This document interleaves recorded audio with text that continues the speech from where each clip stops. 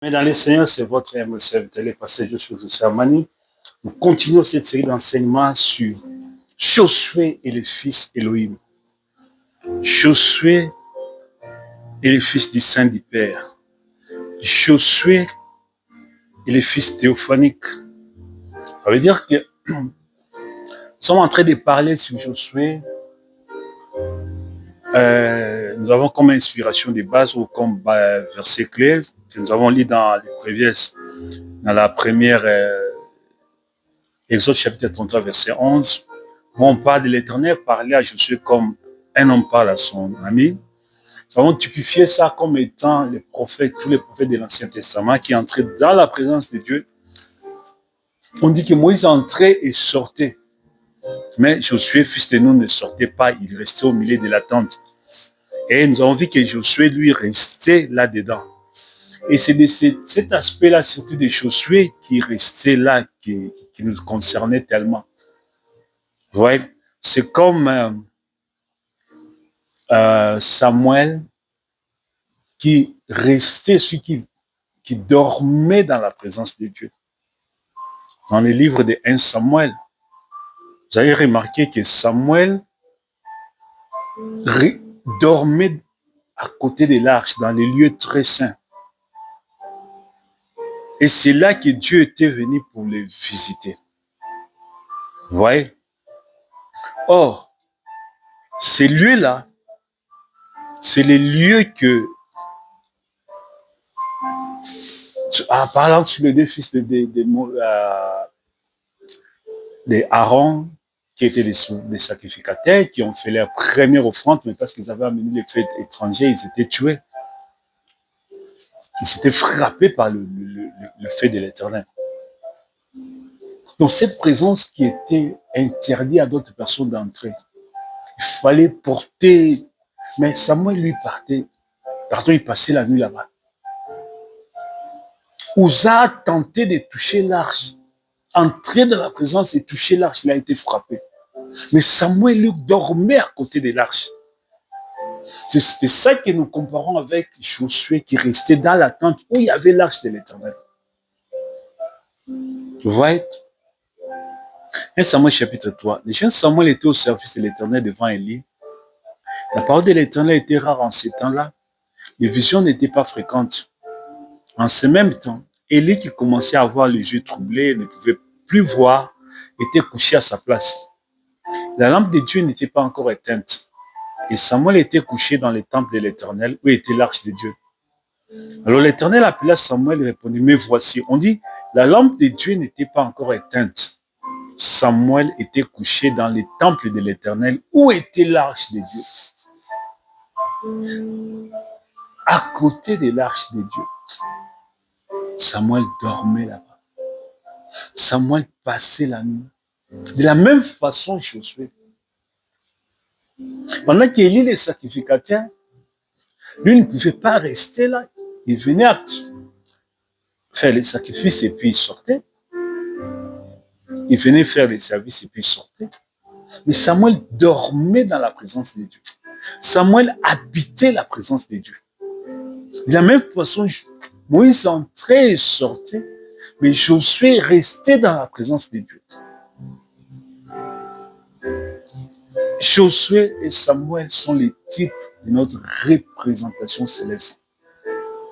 Je dis et je répète, Josué et Samuel sont les types de notre représentation céleste. Dans 2 Corinthiens chapitre 5, nous savons en effet que si cette tente où nous habitons sur la terre est détruite, nous avons dans les ciels un édifice qui est l'ouvrage de Dieu, une demeure éternelle qui n'a pas été faite de mains d'hommes.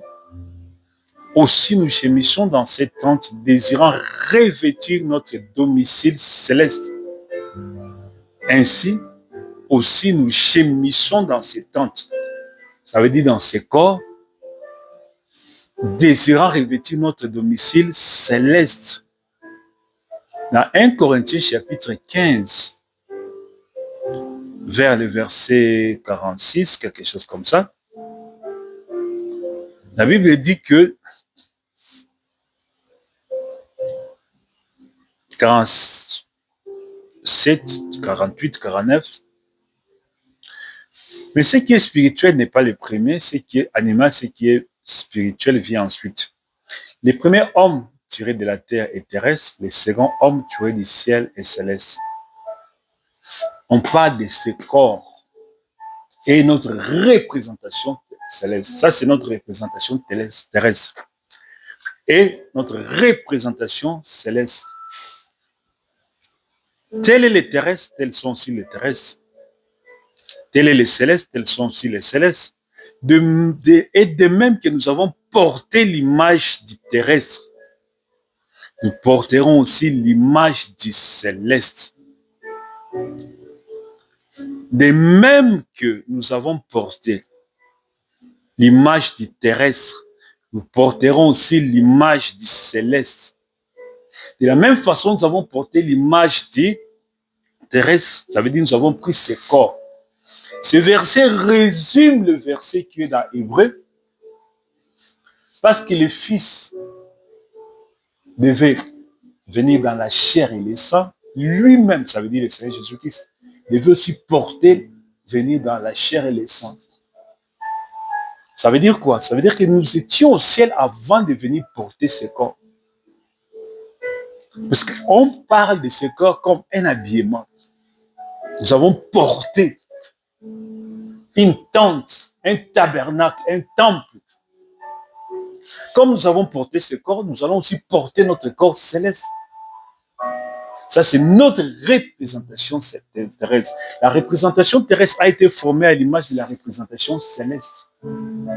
Ça veut dire que le corps terrestre a été formé à l'image du corps céleste. C'est de là où nous sommes venus. Nous sommes sortis du sein de Dieu pour venir dans ce corps. Et nous allons rentrer dans le sein de Dieu. Amen. Oui, tous les fils et filles de Dieu. Au commencement, nous étions dans la pensée de Dieu. Et quand Dieu, pour créer, il a formé un corps, la théophanie, la grande théophanie. Et par ce corps-là, il nous a aussi transféré là-dedans. Par ce corps-là, il a créé toutes choses. Il est entré dedans et puis il a commencé à créer toutes choses. Voilà pourquoi la Bible dit au commencement était la parole. La parole était avec Dieu et la parole était Dieu. C'est la première manifestation de Dieu, c'est le corps théophanie, les logos. Dieu créa un corps théophanique, le corps de Dieu. Et lui, l'être invisible que personne n'a vu, que personne ne peut voir, est entré dans ce corps et puis il nous a transférés. Parce que tel qu'il est, c'est tel que nous sommes. Quand il est la pensée, nous étions aussi pensés en lui. Quand il forme le corps théophanique, nous sommes devenus, il nous transfère là-dedans. Ouais.